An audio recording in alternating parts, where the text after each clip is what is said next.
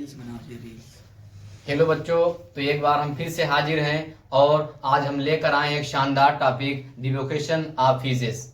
बच्चों, आप जानते हो कि आज आपका जो डाइजेशन है वो इंड होने जा रहा है, कंप्लीट होने जा रहा है।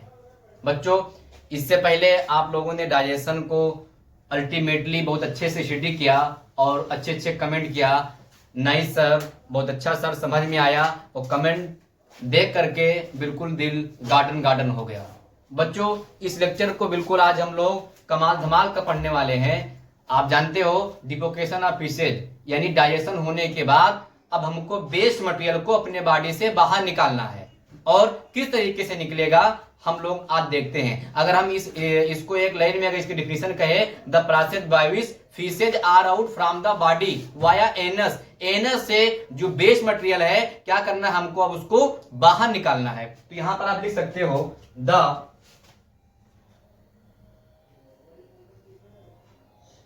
the process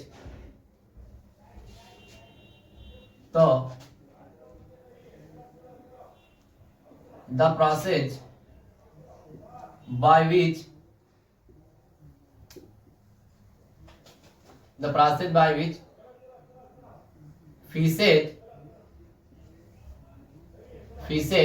are out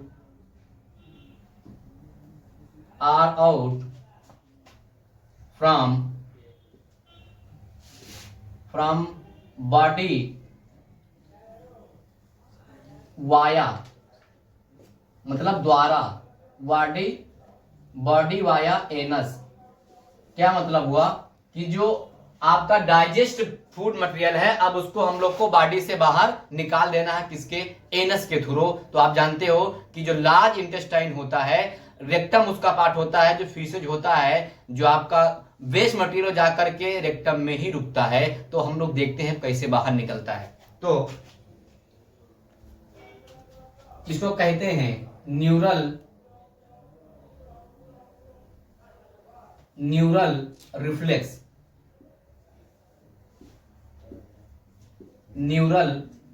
reflex. ये हम लोग के पास जो है ये है रेक्टम। आपने इसको भली बात पढ़ा है कि ये लार्ज इंटेस्टाइन का पार्ट है और इसके अंदर ये फीसेज है, बेस मटेरियल है जो हम लोग को अपने बॉडी से बाहर निकालना है। क्या है? ये है faeces.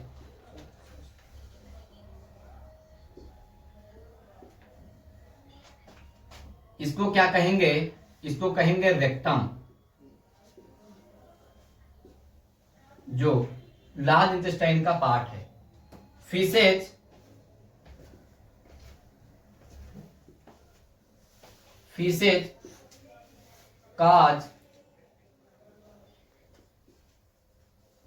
causes wall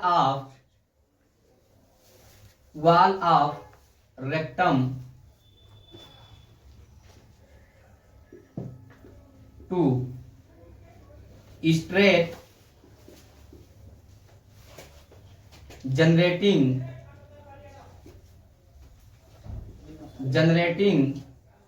neural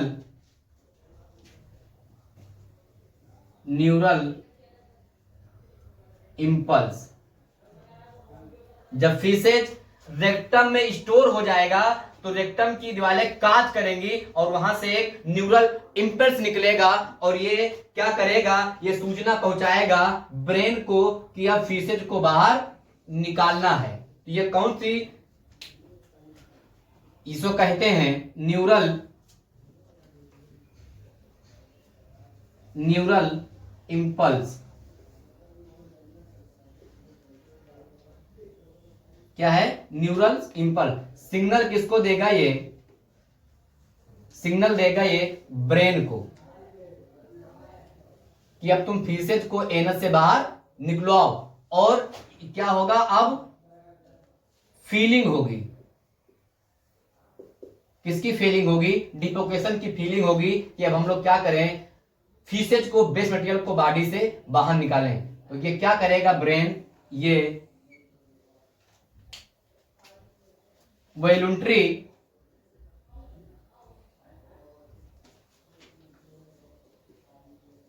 voluntary sphincter को ओपन करेगा। जब वॉलंटरी स्फिंक्टर ओपन होगा तो ये है आपका एनस, ये है एनस, और इसमें फीसेस जो है वो स्टोर है। इसमें फीसेस बेस मटेरियल जो है वो क्या है, इसके अंदर स्टोर है, और इसको हम लोग कहते हैं रेक्टम। रेक्टम के अंदर क्या है, फीसेस स्टोर है, और यहीं पर एक स्फिंक्टर लगा होता है, दो स्फिंक्टर लगे होते हैं। एक को कहते हैं, जगह कम है इसलिए हम इसको शॉर्ट फॉर्म में लिखते हैं, एक को कहते हैं एक्सटर्नल स्फिंक्टर और एक को कहते हैं इंटरनल स्फिंक्टर। सूचना कौन देगा इसको, ब्रेन देगा कि तुम ओपन हो जाओ, और जब ये ओपन होगा तो इसको कहते हैं एनल कैनाल। एनल कैनाल, और ये लास्ट वाला पार्ट जो है ये है एनस। एनस, और इसी एनस से जो होगा बेस मटेरियल आपका जो होगा वो बाहर निकल जाएगा। क्या होगा, बेस मटेरियल बाहर आपका निकल जाएगा। बेटा आपको स्फिंक्टर फिर से बता रहे हैं, आपने स्फिंक्टर कहाँ पढ़ा है, आपने स्फिंक्टर पढ़ा है डाइजेशन में, जब आपने स्टमक को पढ़ा था। स्टमक में आपने कहा था ये है स्टमक, ये है स्टमक, और यहीं पर एक स्फिंक्टर लगा था जिसको आपने कहा था गैस्ट्रो इसोफेजियल स्फिंक्टर, और यहां पर एक स्फिंक्टर लगा था जिसको आपने कहा था पाइलोरिक स्फिंक्टर, जो कि बैक फ्लो को रोकता है, ऊपर जाने नहीं देता है, बैक फ्लो को रोकता है। और ब्रेन के अंदर एक मेडुला ऑब्लिगेटा होता है जो कि ओमिटिंग सेंटर होता है। अगर मेडुला ऑब्लिगेटा ना हो तो ये क्या करता है, स्फिंक्टर को कंट्रोल करता, ओमिटिंग नहीं देता, जो अभी आप उसमें डाइजेशन के डिसऑर्डर में पढ़ेंगे। ठीक है, तो ये स्फिंक्टर होता है जो कि हमने कहा था दरवाजा होता है, जो कि बैक फ्लो को जाने नहीं देता है। तो यहां पर ये क्या लगे हैं, दरवाजे लगे हैं जो कि बेस मटेरियल को बिना सूचना के, बिना न्यूरल इंपल्स के बाहर निकलने नहीं देंगे। आई होप बच्चों समझ में आया होगा। फिर हम लोग देखते हैं डाइजेशन के डिसऑर्डर।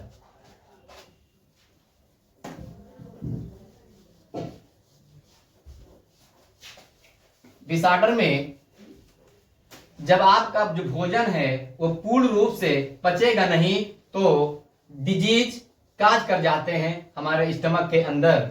ये डिजीज बैक्टीरियल इन्फेक्शन भी हो सकते हैं, वायरल इन्फेक्शन भी हो सकते हैं, और प्रोटोजोअल इन्फेक्शन भी ये हो सकते हैं। तो बड़े ध्यान से समझो बच्चों।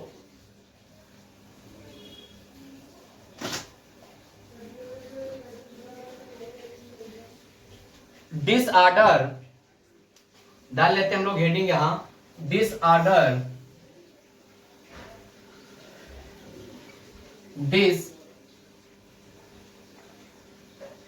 Disorder of digestion. Disorder of digestion, digestion के डिसऑर्डर क्या है। तो ये हमने बताया कि अगर हम लोग का फूड जो भोजन है उसका डाइजेशन अगर अच्छे से नहीं हो रहा है तो उसमें कौन कौन से डिजीज काज कर जाते हैं।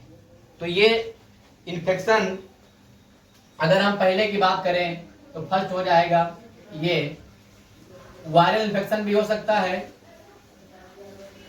वायरल इन्फेक्शन भी हो सकता है। दूसरे की बात करें तो बैक्टीरियल इन्फेक्शन भी हो सकता है। बैक्टीरियल इन्फेक्शन भी हो सकता है, और प्रोटोजोआ इन्फेक्शन भी हो सकता है, और वर्म इन्फेक्शन भी हो सकता है। वर्म इन्फेक्शन भी हो सकता है।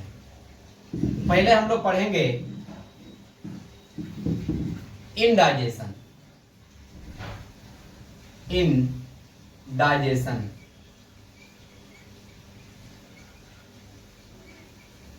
इनडाइजेशन किसे कहते हैं?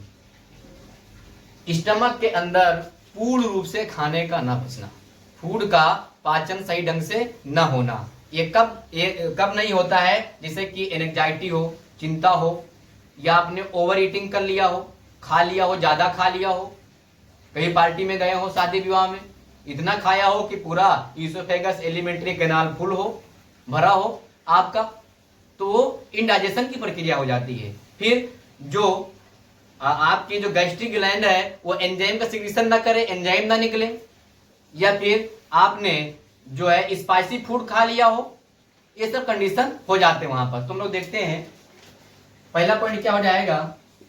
ओवर ईटिंग, ज्यादा खा लेने से, ओवर ईटिंग, और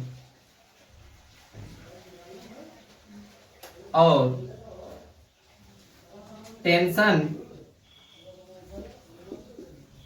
या एनेक्साइटी, टेंशन या एनेक्साइटी, चिंतित अगर आप चिंतित है तो भी ये हो सकता है। नेक्स्ट हो सकता है लेस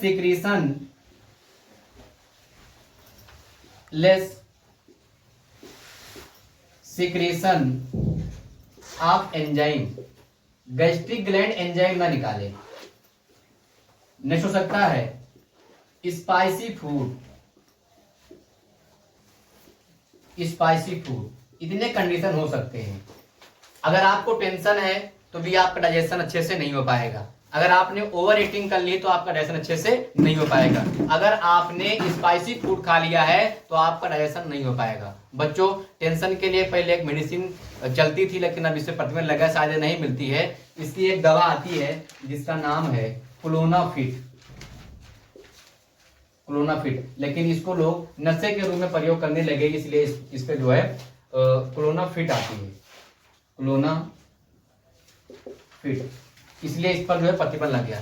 अगर आपका डाइजेशन अच्छे से नहीं हो रहा है, आप डाइजेस्ट भोजन को नहीं कर पाए, तो उसके लिए एक सिरप आती है, इसका नाम है डाइजीन। क्या नाम है उसका? डाइजीन। तो आप डाइजीन सिरप को सुबह शाम पी करके अपने डाइजेशन को सही कर सकते हैं। आई होप बच्चों समझ में आया होगा। फिर हम लोग देखते हैं इसके बाद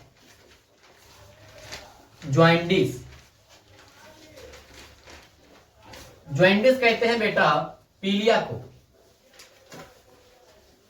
किसे कहेंगे? ज्वाइंटिस कहते हैं पीलिया को।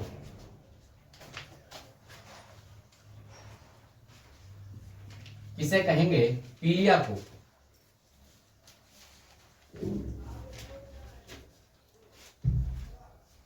अब ज्वाइंटिस इट मीन्स पीलिया कब होता है?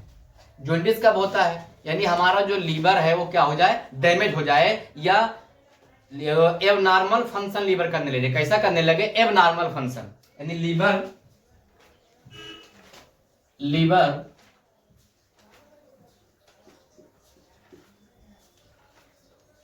एबनॉर्मल फंक्शन करने लगे, एबनॉर्मल फंक्शन करने लगे। इट मीन्स लीवर जो है वो डैमेज हो जाए, लीवर डैमेज हो जाए। और जब लीवर डैमेज होगा तो सिक्रीट करेगा बिलीरुबिन, जिसको आपने अच्छे से पढ़ा है, बिलीरुबिन। और अगर बिलीरुबिन बॉडी के अंदर ज्यादा बढ़ गया तो आप जानते हो ये स्किन को और नील्स को क्या कर देगा? येलो कर देगा, और आप पीले पीले दिखाई दोगे। क्या करोगे? आप कैसे दिखाई दोगे? पीले पीले दिखाई दोगे। कब? जब आपका लीवर डैमेज हो, एबनॉर्मल फंक्शन करने लगे और बिलीरुबिन का सिक्रीशन ज्यादा बढ़ जाए। और आप जानते हो कि बिलीरुबिन और बिलीवर्टिन जो होता है ये क्या करता है? ये टॉयलेट को पीला करता है। क्या करता है? टॉयलेट को पीला करता है। नहीं समझे? तो अगर इसका सिक्रीशन ज्यादा बढ़ गया तो फिर आप पीले दिखाई देंगे। इसके मतलब आपका लीवर डैमेज है। आपको लीव 52 सिरप पीना चाहिए। अगर लीवर तो कौन सिरप पीना चाहिए? लिख दे रहे हैं यहाँ पर आपको लीप 52 सिरप पीना चाहिए सुबह शाम, जिससे कि आपका डाइजेशन सही हो जाए। नेक्स्ट हम लोग देखते हैं बच्चों, इसके बाद diarrhoea.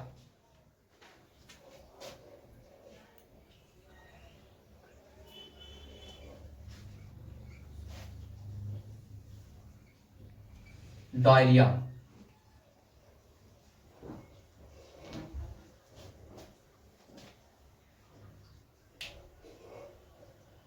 Bowel movement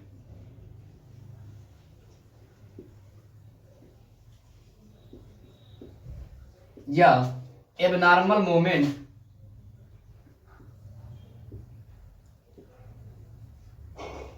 abnormal movement abnormal bowel movement abnormal bowel movement, तब हो जाता है हम लोग को डायरिया। डायरिया हो जाएगा यानी पेट आपका नहीं सही है, यानी कोई आपको बैक्टीरियल इन्फेक्शन या वायरल इन्फेक्शन आपके स्टमक के अंदर हो गया है। फिर हम लोग देखते हैं इसके बाद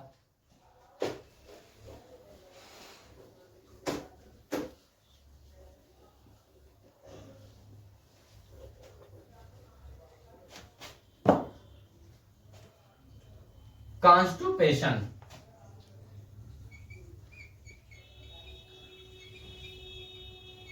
कॉन्स्टिपेशन इसको कहते हो कब्ज। क्या कहते हो? कब्ज। पेट में क्या है? कब्ज है, गुड़गुड़ गुड़गुड़ कर रहा है। क्या कर रहा है? पेट गुड़गुड़ गुड़गुड़ कर रहा है। तो इसमें इररेगुलर बाउल मूवमेंट होता है। कैसा होता है? Irregular bowel movement.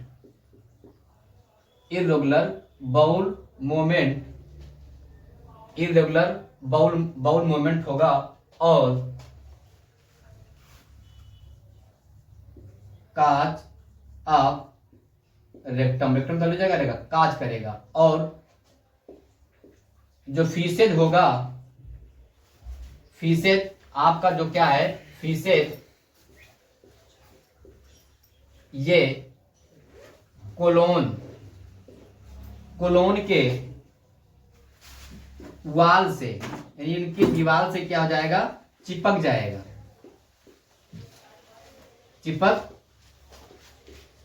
जाएगा यानी जो आपका बेस मटेरियल है, जो अनडाइजेस्ट फूड मटेरियल है, वो क्या होगा? कोलोन के वालों से चिपक जाएगा और बाहर नहीं निकलेगा। तो आप क्या कहेंगे?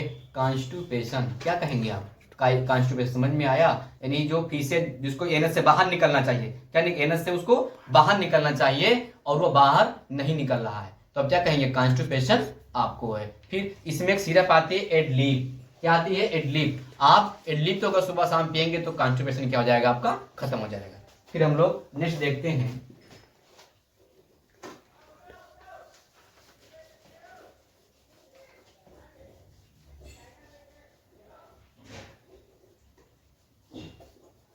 ओमटिंग। ओमटिंग मतलब उल्टी आना।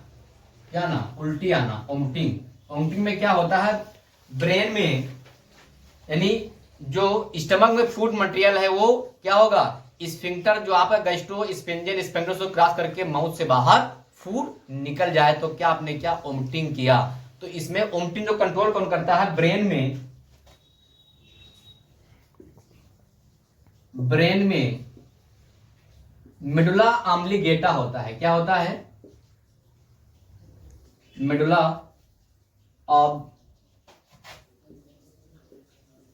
ऑब्लिगेटा होता है, जो जिसे कहा जाता है, इसे क्या कहा जाता है? इसको कहा जाता है कि ओमटिंग कंट्रोल करता है। क्या करता है? ओमटिंग को कंट्रोल सेंटर ऑफ ओमटिंग है। क्या है ये? कंट्रोल सेंटर ऑफ ओमटिंग। और ओमटिंग जो क्या करेगा? ये कंट्रोल करेगा। क्या करेगा? कंट्रोल करेगा। और गैस्ट्रो इसोफेजियल